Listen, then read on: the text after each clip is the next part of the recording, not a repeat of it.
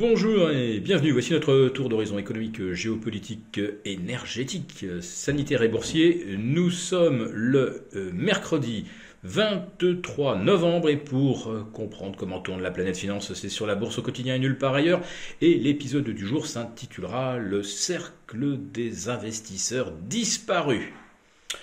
En revanche, le cercle des pipoteurs s'élargit depuis 5 ou 6 semaines. Je vais vous en faire la démonstration.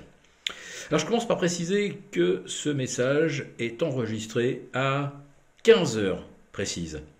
Et au moment où j'ai appuyé sur Record, le volume des échanges à Paris n'avait pas atteint le milliard d'euros.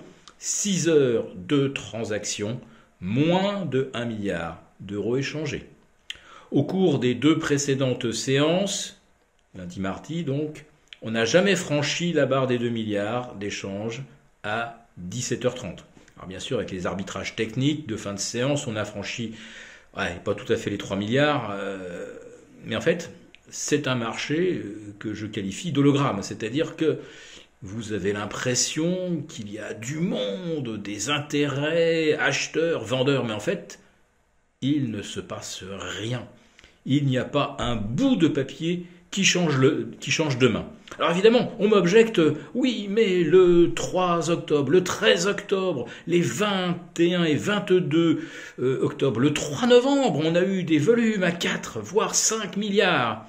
Oui, ce sont précisément ces 3 ou 4 séances extraordinaires où on a vu se matérialiser des contre-pieds que personne n'avait vu venir et qu'on ne sait guère expliquer autrement que par du narratif. En dehors de ces séances où les vendeurs pris à contre-pied ont été obligés de se racheter en mode FOMO, mais où est donc l'optimisme que les gérants, tous les asset managers, cet optimisme dont ils viennent faire l'étalage sur les chaînes d'information financière, en langue française ou anglaise. Oui, on l'avait trop baissé, le marché était survendu, les gérants sont trop désinvestis. Mais à quel moment ils remettent du papier dans les portefeuilles? Où sont les flux de ces acheteurs sous-investis? Regardez les volumes tous les jours. On ne dépasse pas les 2 milliards à Paris à 17h30. Donc en fait, si les investisseurs ont disparu, les pipoteurs, eux, en revanche, sont bien là. Ils sont en train d'essayer de vous expliquer qu'ils servent à quelque chose, qu'ils arbitrent, qu'ils font du stock picking, qu'ils ont des opinions fortes sur le marché de pourquoi il faut revenir et pourquoi tel secteur plutôt qu'un autre.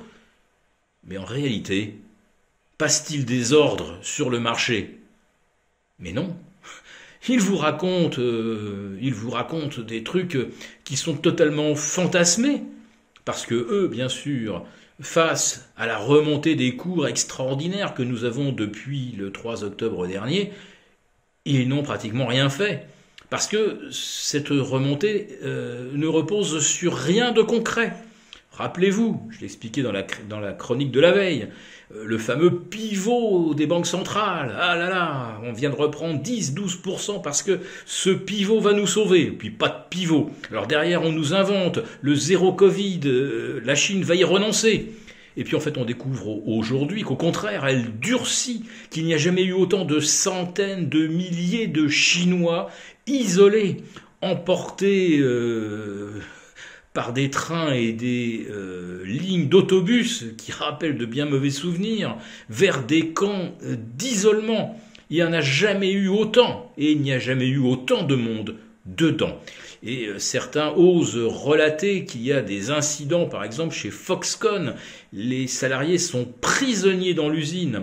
Ils n'ont pas le droit, ils sont quarantainisés, ils n'ont pas le droit d'en sortir. Mais comme il manque de bras, eh bien, le gouvernement a réquisitionné des travailleurs, des cadres du parti, pour aller remplacer ceux qui sont actuellement en quarantaine dans des camps sanitaires. Et le gouvernement chinois censure absolument toute critique de la stratégie zéro Covid. Et on essaie de nous faire croire que la Chine était en train d'y renoncer. Et le marché a pris encore 5 ou 6% de plus. Mais qui a acheté, à part ceux qui vendent le narratif, ceux qui programment les algos pour tirer les cours artificiellement? Et si on nous explique que oui, mais on ne peut pas travailler en bourse en regardant dans le rétroviseur, il faut se tourner vers un avenir radieux, eh bien là on découvre que les Français, par exemple, ont retiré 1,1 milliard de leur livret A au mois d'octobre. Curieux, puisque le livret n'a jamais été aussi bien rémunéré depuis au moins 10 ans. Eh bien, c'est parce que les fins de mois deviennent difficiles et que les Français n'ont plus le choix, ils n'ont plus d'épargne et ils doivent puiser dans ce qu'ils peuvent.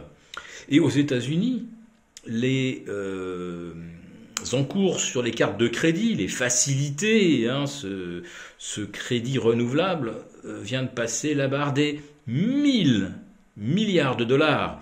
Autrement, les Américains n'ont jamais été aussi pauvres. Et il semblerait qu'en France comme aux États-Unis, il y ait 50% des citoyens qui aient du mal à finir le mois. Donc la crise, nous y sommes déjà et les marchés font comme si tous les problèmes de l'année 2022 s'étaient déjà résolus comme par miracle. Mais il y a une chose qui ne trompe pas, et les pipoteurs peuvent y aller autant qu'ils veulent, il n'y a pas de volume, il n'y a pas d'acheteurs, le marché monte grâce aux algos, et à un moment, eh bien, la réalité rattrapera les marchés. Nous serons déjà loin. Si cette vidéo vous a plu, n'hésitez pas à nous mettre un pouce.